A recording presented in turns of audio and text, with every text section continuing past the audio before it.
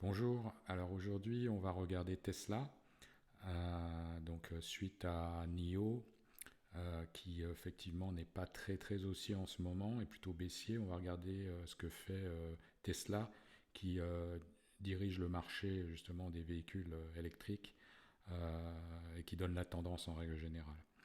Alors on va commencer comme d'habitude avec du mensuel. Donc là on y est.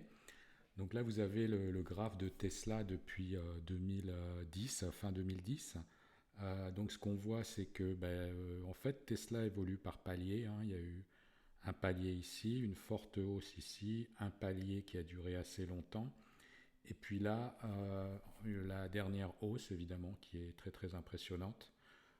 Si on regarde au niveau des performances, c'est absolument impressionnant au niveau de l'augmentation du prix, puisqu'entre là et le prix actuel, entre 2011, fin 2010, début 2011 et le prix actuel, on a fait un fois 200.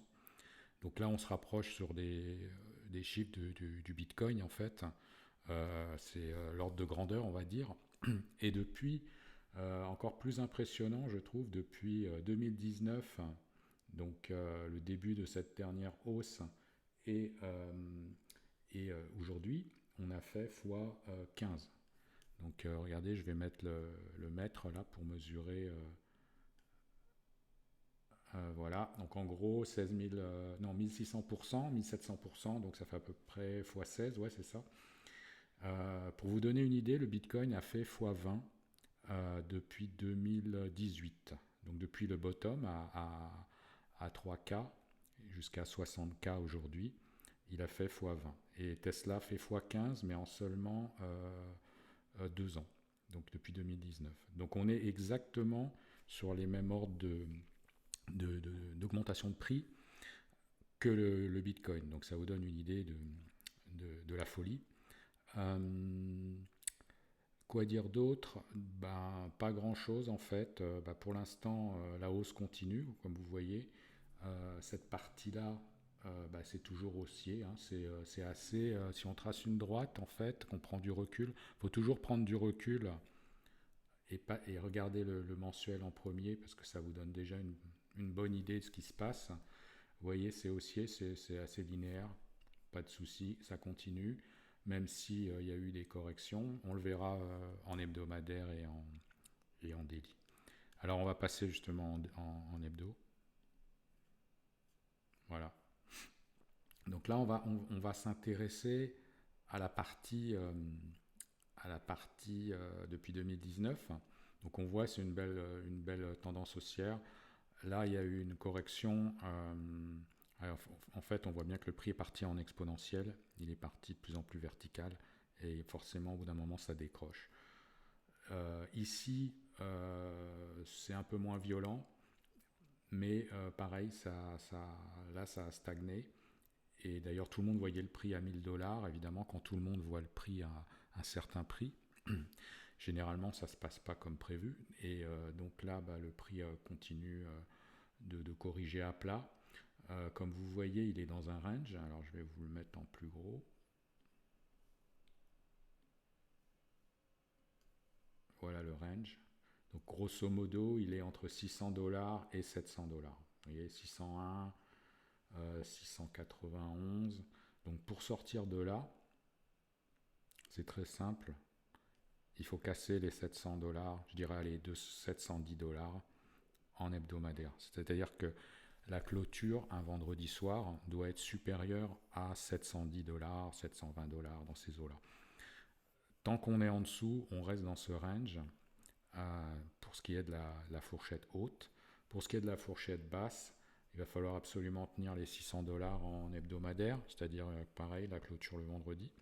C'est parce que si on casse à la baisse, c'est très mauvais signe. Et je vais vous montrer en daily à quoi ça pourrait ressembler.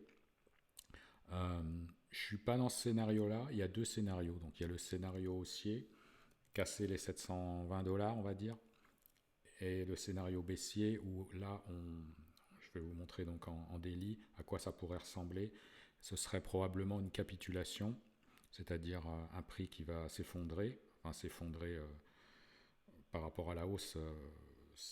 c'est pas vraiment un effondrement, mais bon, c'est quand même une grosse chute, on va voir ça tout de suite. Et donc ça, c'est le scénario 2. Moi, je suis plus dans le scénario 1 parce que je reste convaincu que le marché américain va continuer de monter et que Tesla finira par suivre les marchés américains, même si en ce moment, c'est un peu à plat, quoi.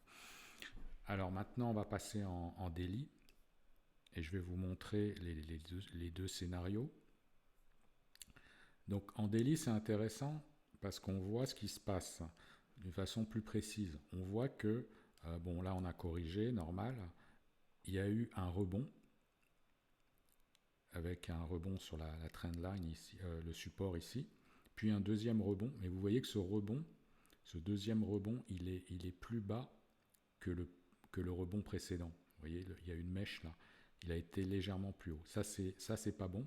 Ça veut dire tout simplement, enfin c'est pas bon en termes de prix haussier, ça veut dire tout simplement qu'il y a eu un échec pour casser l'ancien plus haut.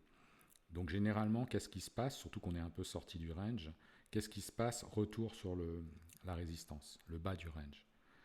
Donc là, on attend de voir. Alors c'est pas dit que ça aille sur le bas du range, ça peut très bien exploser comme ça d'un coup. Mais généralement, ce genre de config se termine par le bas du range. Donc, premier scénario, on va sortir par le haut. Donc, on attend un vendredi soir une clôture à 710, 720 dans ces eaux-là. Deuxième scénario, c'est l'éclatement de bulle. Alors, l'éclatement de bulle, ça se matérialise comme ça. Je vais prendre mon petit stylo là. C'est-à-dire que le prix, il va redescendre. Ah, petit problème. Ensuite, il va remonter, mais plus bas que l'ancien plus haut, c'est-à-dire celui-là. Vous voyez, une petite hausse, mais plus basse que celui-là. Et puis, ça peut continuer encore une ou deux fois comme ça. C'est-à-dire comme ça. Et là, ça veut dire quoi? Ça veut dire que la volatilité est en train de diminuer fortement. Vous avez de moins en moins de volatilité. Le prix, il se comprime. Mais au bout d'un moment, qu'est-ce qui va se passer? Bien, au bout d'un moment, le prix, il n'y aura plus d'acheteurs. Parce que là, en fait, vous avez de moins en moins d'acheteurs. Vous savez que les hausses sont de plus en plus faibles. Il y a de moins en moins d'acheteurs. Les vendeurs arrivent à pousser le prix à la baisse. Et donc, on peut avoir quelque chose comme ça. Et tout d'un coup, paf, capitulation. Alors ça, on l'a vu sur le Bitcoin, c'est très classique. Et c'est très bien les capitulations. Les gens ont peur et tout, mais c'est des opportunités en or, les capitulations. Pourquoi? Parce que la capitulation, en fait, c'est un mouvement de peur et de panique. Tout le monde vend. Les gens qui n'ont pas encore vendu vendent. Et donc, ça fait effet boule de neige et le prix s'effondre. Alors, jusqu'à combien il va s'effondrer si on est dans... Enfin, il peut s'effondrer si on est dans ce scénario-là. Encore une fois, c'est pas mon scénario favori. C'est mon deuxième scénario, mais je l'exclus pas. Voilà. Donc là, il y a une résistance, donc on pourrait très bien avoir une capitulation sur les 440 $, quoi. 440, voire plus bas, on est à l'abri de rien. Mais déjà, si on allait retrouver les 440, voire ici, là, voire les 400 en fait, ce serait bien, ce serait une super opportunité d'achat, surtout si le pattern est comme ça. Voilà. Parce que là, tout le monde a peur, tout le monde vend. Alors vous allez avoir plein de gens qui vont vendre là, classique. Évidemment, il faut acheter. Donc après, la suite, normalement, c'est ça. Un rebond. Alors avec un plus bas, plus haut que l'ancien plus bas. Donc ça, c'est un double bottom en fait. Et ensuite, ou une vague 1 avec une vague 2. Et ensuite, poum, on repart à la hausse. Voilà. Ça, c'est un éclatement de bulle classique avec,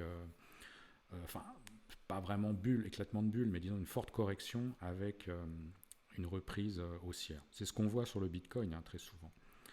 Donc voilà les deux scénarios. Encore une fois, je suis dans le scénario 1, moi. Je pense qu'on va finir par sortir par le haut. Après, si ça s'éternise et qu'on n'arrive pas à sortir vers le haut et qu'on voit des petits rebonds comme ça, Là, par contre, il faudra être très très très prudent. Voilà. Donc Tesla, moi je le monitore tous les jours quasiment. Je l'ai inclus dans le club des swing traders, donc le groupe privé, et je vais le suivre très régulièrement, tous les jours ou tous les 2 jours. Et lorsqu'il y aura une opportunité d'achat, je vais le signaler donc, dans le groupe. Donc si vous êtes intéressé pour vous inscrire au groupe, j'ouvrirai des portes, j'ouvrirai des places le 25 avril. Donc je posterai des messages sur Facebook et j'enverrai des mails aux gens qui sont abonnés. Donc n'hésitez pas en tout cas à poser des questions si vous avez d'autres questions. Je suis d'autres actions, en général 7-8 actions chaque semaine. Donc, et je vais rajouter Tesla parce que je pense qu'il y a vraiment des grosses opportunités sur Tesla. Si c'est pas là pour acheter, si c'est pas une sortie par le haut, ce sera une sortie par le bas. Et ici, il y aura des grosses opportunités probablement d'achat. Voilà. Mais aujourd'hui, en ce qui concerne Tesla, c'est beaucoup trop tôt.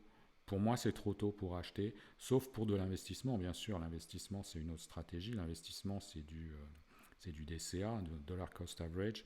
Ça veut dire que vous allez acheter sans même regarder le prix toutes les semaines ou tous les mois. Ou utiliser une stratégie smart money qui consiste à acheter justement lorsqu'il y a des fortes capitulations. Vous pouvez faire les deux, c'est-à-dire vous pouvez acheter tous les mois et garder du cash et acheter lorsqu'il y a une forte capitulation, donc rentrer beaucoup plus massivement qu'une fois par mois, par exemple ici. Donc pour les investisseurs, ça ne change rien en fait. Les investisseurs, ils achètent tous les mois généralement. Et puis s'ils utilisent une stratégie smart money, ils vont utiliser leur cash pour en profiter lorsqu'il y aura une grosse correction. Pour les traders, en revanche, ou swing trader, il faut attendre. Il n'y a rien à faire aujourd'hui. Il faut vraiment voir ce que va faire Tesla. Voilà. Bon, j'espère que cette vidéo vous a plu et je vous donne rendez-vous. La prochaine vidéo, ce sera Microsoft. Allez, ciao.